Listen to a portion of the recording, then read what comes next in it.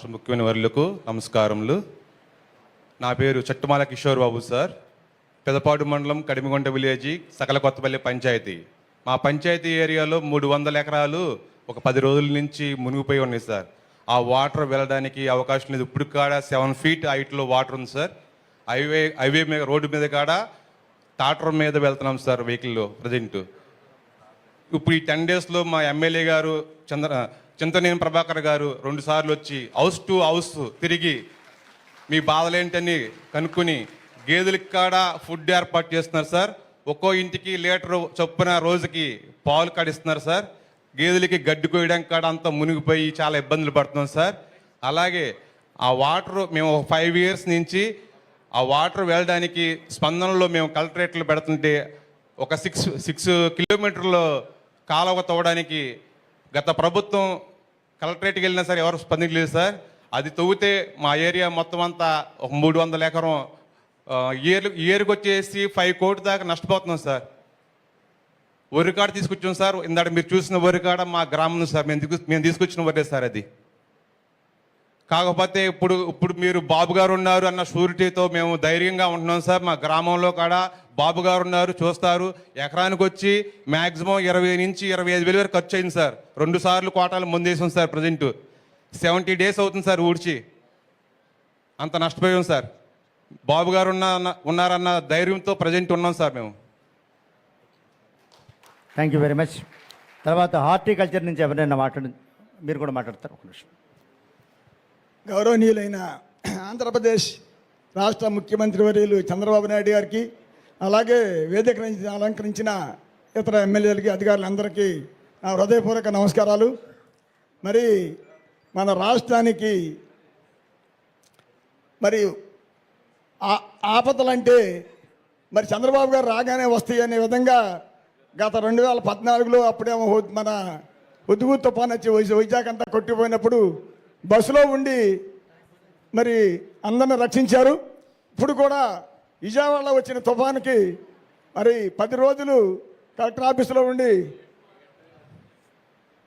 మరి ప్రజలందరినీ ఎంతో రక్షించారు. అలాగే ఇప్పుడు మాది సార్ ముదినేపల్లి మండలం కగిలి నియోజకవర్గం ఊటుకూరు గ్రామం సార్. మాకు అగ్రికల్చర్ చేలన్నీ మునిగిపోయి 12 రోజులు అయిపోయింది సార్. ఒక ఎకరం కూడా పనికిరాదు. మరి మా ఎమ్మెల్యే గారు హుటాహుటిని అమెరికా నుంచి వచ్చి కొల్లేటి గ్రామాలతో పాటు మా గ్రామాల గారు తిరిగి అగ్రికల్చర్ అన్న రెవెన్యూ వాళ్ళని కూడా అలర్ట్ చేసి ఆల్రెడీ అన్నీ మరి నష్టపోయిన రైతులందరినీ పలకరించి రిపోర్ట్ చేశారు సార్. రైతులందరూ మీకు ఇది మీద ఎంతో సాయం చేస్తారని ఎదురు చూస్తున్నారు సార్. మినిమం రైతు ఒక ఎకరానికి 20,000 ఖర్చు అయింది సార్. 75 రోజుల తర్వాత మునిగిపోయింది. దీనికి అంతటికీ కారణం గత ప్రభుత్వం తప్పిదాలు సార్. ఈ డెల్టా ఏరియాలో గత 5 సంవత్సరాల్లో ఒక్క కాలువ కూడా పొడికి తీయపోవటం వల్ల ఇలాంటి ఇబ్బంది జరిగింది సార్. ముఖ్యంగా మాకు కైగ్లూరు ఏరియాలో కిక్కిస్ అనేది బాగా ఇబ్బంది సార్. మరి రాబోయే రోజుల్లో అలాంటి ఇబ్బందులు రాకుండా ముందుగా కాలువలన్నీ బాగు చేపించి రైతులందరికీ న్యాయం చేస్తారని చెప్పని చంద్రబాబు గారికి సార్ ఎంతో ఎదురు చూస్తున్నాం sir. Thank you very much. తర్వాత ఇద్దరు కొంచెం త్వరగా మాట్లాడవలసిన కోరుతున్నాం. హార్టికల్చర్ నుంచి ఒకరిని మాట్లాడవలసిన కోరుతున్నాం.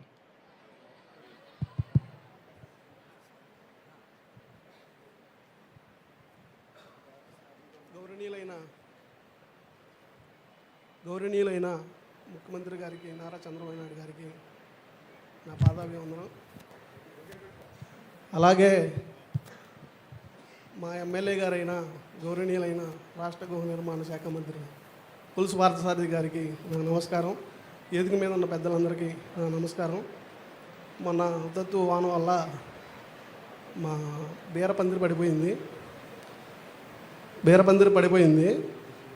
హార్టికల్చర్ వారికి రామాంజనేయులు గారికి ఫోన్ చేయడం జరిగింది. ఆయన వచ్చి చూసి పంట నష్టం కింద రాశారు. 10,000 ఎకరం 60 సెంట్లు పడిపోయింది. 2 ఎకరాలు కాకరసేను వడబడి ఉంది. దానికి చూసి సలహాలు ఇచ్చారు. ఇచ్చిన మేరగా మేము చేసాము. అయినా ఆగలేదు. దానికి రామాంజనేయులు గారు నష్టపరిహారం కింద రాశారు 10,200 బీర తోటకి. అలాగే కౌలు రైతులకి ఏదో ఒకటి సాయం చేయమని మంత్రివర్యులను కోరుకుంటున్నాను. ఇప్పుడు ఈ కొల్లేరు ఉప్పటేరు లేదు సారీ ప్లీజ్